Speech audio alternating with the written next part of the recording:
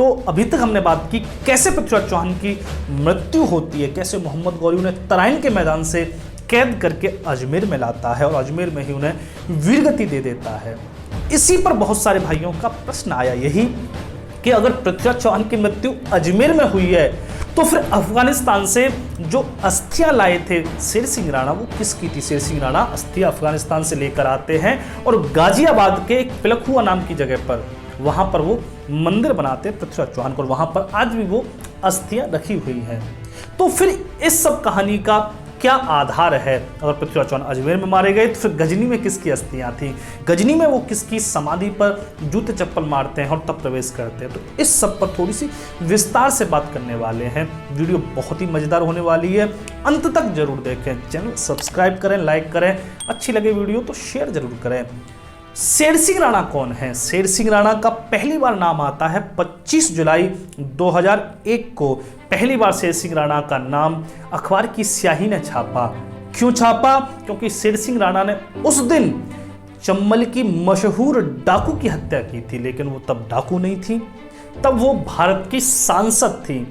UP के मिर्जापुर से वो सांसद थी, जिस पर मिर्जापुर सीरीज बनी हुई है, उसी मिर्जापुर से सांसद थी फूलन देवी। बैंडिट क्वीन इनको कहा गया। तो ये फूलन देवी कौन है जिनकी हत्या शेर सिंह राणा ने की? थोड़ी सी बात फूलन देवी पर करते हैं। फूलन का जन्म हुआ जालौन में, यूपी का एक जिला जालौन, उसके एक छोटे से गांव पुरवा में जन्म हुआ। मल्लाह जाति में पैदा हुई, लेकिन जन्म से ही विद्रोह था। 10 साल की मात्र उम्र में अपने चाचा से भिड़ गई, क्योंकि चाचा ने जमीन दबा ली थी।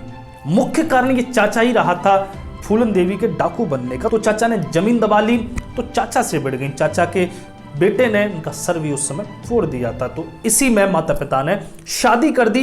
11 साल की उम्र में शादी होती है, लेकिन अपने से 20 साल बड़े व्यक्ति से, 31-32 साल का पुत्तीलाल, उससे शादी हुई।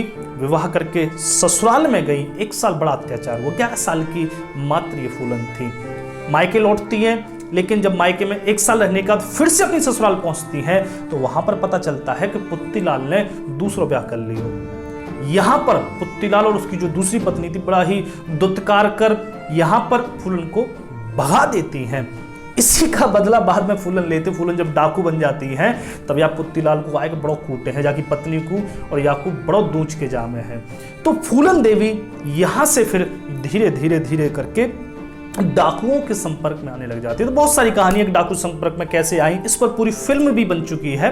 तो डाकुओं के संपर्क में आती है। वहां पर एक विक्रम मल्लाह को इनसे प्यार हो जाता है।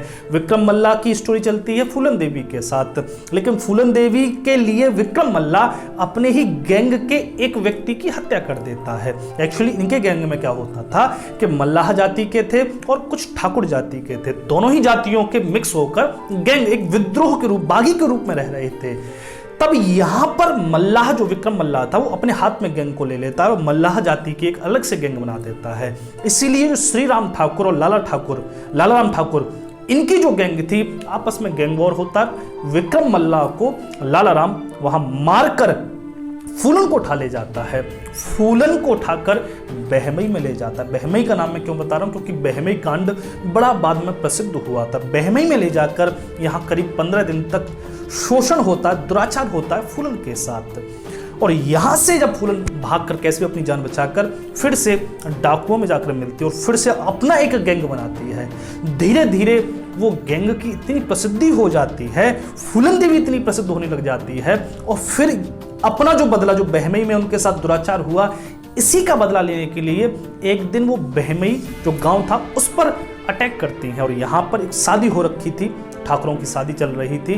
तब बहुत खोजा तो 2 व्यक्ति ऐसे मिले जो पहचान पाई वो कि इन्होंने मेरे साथ दुराचार किया। बाकी लालाराम और ये श्री राम तो मिले नहीं। तब वहां पर फूलन देवी आपे से बाहर हो जाती हैं, क्योंकि वही एक दलित जाति, एक ऊंची जाति, वो एक विद्रोह उनके भीतर था। तो 22 ठाकुरों को, 22 लोगों को वहां पर, जिसमें 20 तो केवल निर्दोष थे, दूल्हा भी था जिसमें 20 निर्दोष थे, सभी को लाइन में खड़े करके गोली से वे उड़ा देती हैं, सबको मृत्यु देती हैं। यहाँ पर ये बहुत बड़ा कांड हो गया, क्योंकि एक साथ 22 लोग मारे गए थे, जिसमें 20 तो निर्दोष थे। ये इतना बड़ा कांड था कि उस समय के यूपी के मुख्यमंत्री को इस्तीफा देना पड़ गया। वीपी सिंह ने इस्तीफा दिया था इसी कांड की वजह से। तो पुलिस अब पड़ गई। पूरी तरीके से जान लगाकर फूलन देवी के पीछे। फूलन देवी का नाम एक मसीहा, दलितों के मसीहा के रूप में उभरने लगा था। जनता का पूरा सपोर्ट मिल रहा था फूलन देवी को।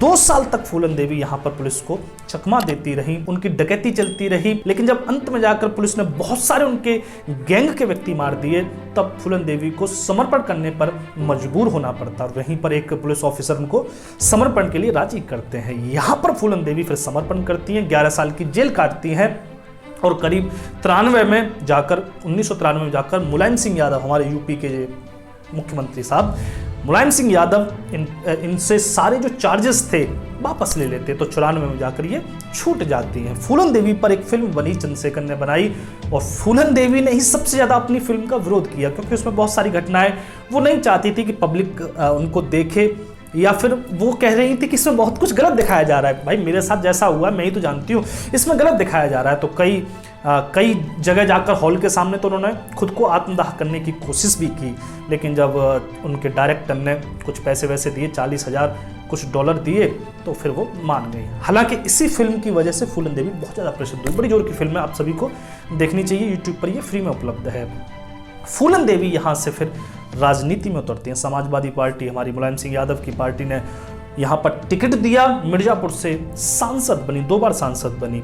अब क्या हुआ, वक्त पहुंचता है 25 जुलाई 2001 में। अब दिल्ली में रह रही हैं फूलन देवी, डाकू से सांसद बन चुकी हैं, बड़ा स्टेटस हो चुका है, दिल्ली में रह रही हैं, अपने बंगला में रह रही हैं। एक दिन वो अपने संसद से भोजन के लिए अपने घर आती हैं, अपने बंगले पर। वहीं पर वो एक नागपंचमी का उस दिन त्योहार था, तो नागपंचमी का वो खीर उनको बांटनी थी। तो वहां पर एक व्यक्ति पहुंचता है जो कि एकलव्य सेना में शामिल होना चाहता था। जो फूलन देवी की एक संगठन था एकलव्य सेना नाम का, वो उसमें शामिल होना चाहता था, और वो व्यक्ति था शेर सिंह राणा। शेर सिंह राणा को यहाँ पर फूलन देवी खीर खिलाती हैं, लेकिन वो नहीं जानती थी कि शेर सिंह राणा ही कुछ मिनटों बाद उनकी हत्या का कारण बनेगा। तब शेर सिंह राणा यहाँ जैसे गेट पर पहुंचती फूलन देवी, तब शेर सिंह राणा यहाँ पर अपनी पिस्तौल से कुछ गोलियों से फूलन देवी की हत्या कर देते हैं। लेकिन कुछ एक एबीपी न्यूज़ जैसी कुछ संस्थाओं की माने तो यहाँ पर 3 व्यक्ति थे, 3 लोगों ने एक साथ अटैक किया, एक साथ गोलीबारी की, और फूलन देवी में करीब 6 गोलियां लगी, जो 2-3 उनके सर में लगी। मृत्यु हो गई, फूलन देवी मारी गई। ये घटना इतनी बड़ी हुई कि अखबारों में निकल गई। फिल्म बन चुकी थी पहले ही, तो एक स्टेटस तो यहाँ फूलन देवी का बन ही चुका था। तो और जो दलित समाज था उसमें एक वैसे भी फूलन देवी एक मसीहा के रूप में थी, तो बहुत बड़ा यहाँ पर विरोध हुआ। शेर सिंह राणा को 2 दिन बाद ही देहरादून से गिरफ्तार कर लिया गया। शेर सिंह राणा, जब उनसे पूछताछ हुई तो बताया गया कि शेर सिंह राणा ने यह बदला लिया था। बहमई में जो 20 निर्दोष मारे गए थे, 20 ठाकुर मारे गए थे, उनका यह बदला लिया था, क्योंकि शेर सिंह राणा खुद भी एक राजपूत थे। 20 राजपूतों का बदला लेने के लिए उन्होंने फूलन देवी की हत्या कर दी।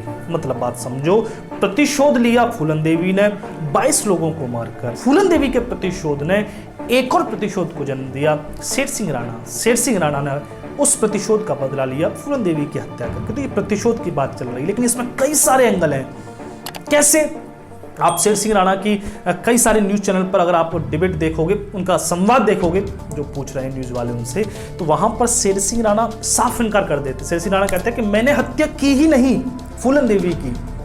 और बीबीसी की अगर न्यूज़ आप पढ़ोगे तो शेर सिंह राणा है वो अपनी जेल डायरी में लिखते हैं, अपनी पुस्तक में लिखते हैं कि मैंने फूलन देवी को नहीं मारा, मुझे तो पुलिस ने जबरदस्ती जुर्म कबूल करने पर मजबूर किया है। तो ये भी एक एंगल निकल के आता है, शेर सिंह राणा ने फूलन देवी को मारा ही नहीं था और वो उसमें फंसा दिए गए पुलिस के द्वारा, क्योंकि पुलिस तो कहीं ना कहीं से ढूंढ के लाती है ना कि कौन है। यहाँ पर उम्मेद सिंह जो फूलन देवी के दूसरे पति, उम्मेद सिंह पर पूरा शक संदेह जाता, लेकिन उम्मेद सिंह आरोपी नहीं होते। शेर सिंह राणा को इसके लिए 14 साल की मतलब आजीवन कारावास होता है, लेकिन 14 साल वो काट चुके हैं।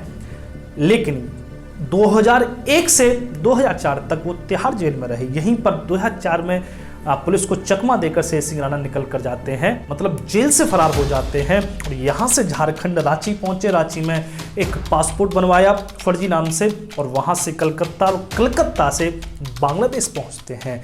बांग्लादेश में यहाँ पर शेर सिंह राणा फिर अफगानिस्तान पहुँचते हैं और अफगानिस्तान में जाकर शेर सिंह जो पृथ्वीराज चौहान की समाधि थी उसकी खोज करते हैं कि पृथ्वीराज चौहान को वास्तव में कहाँ दफनाया। तो बहुत खोजने के बाद एक देहयक नाम की जगह मिलती है। तो देयक में पहुंचते हैं